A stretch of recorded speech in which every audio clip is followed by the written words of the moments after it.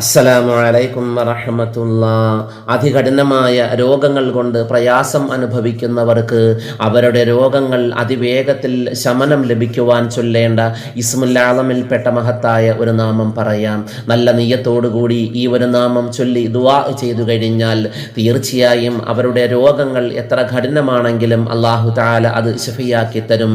അതുപോലെ തന്നെ അവരുടെ ആഗ്രഹങ്ങൾ അല്ലാഹു തആല സഫലീകരിച്ചു കൊടുക്കും. അതുപോലെ കഠിനമായ രോഗങ്ങൾ അവർക്ക് വരികയില്ല.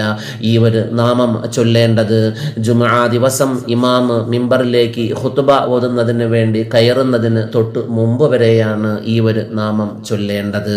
സ്ത്രീകൾക്ക് വീട്ടിലിരുന്നും പുരുഷന്മാർ പള്ളിയിലിരുന്നും ഈ ദിക്ർ ചൊല്ലാവുന്നതാണ്. 200 പ്രാവശ്യം നല്ല നിയ്യത്തോടുകൂടി ഈ ഒരു ദിക്ർ ചൊല്ലുക.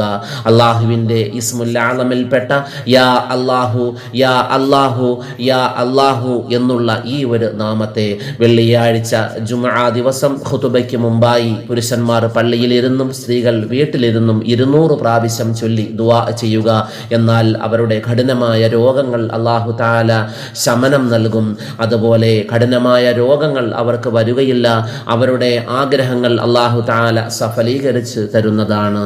മാത്രമല്ല ഈ മഹത്തായ നാമം യാ അല്ലാഹു എന്നുള്ള ഇസ്മുൽ ആളമിൽപ്പെട്ട ഈ ഒരു നാമം ഒരു മനുഷ്യൻ 66 പ്രാവശ്യം എല്ലാ ദിവസവും പതിവായി മുടങ്ങാതെ ചൊല്ലി വന്നാൽ അവൻ്റെ ദുആ അല്ലാഹു തആല സ്വീകരിക്കും.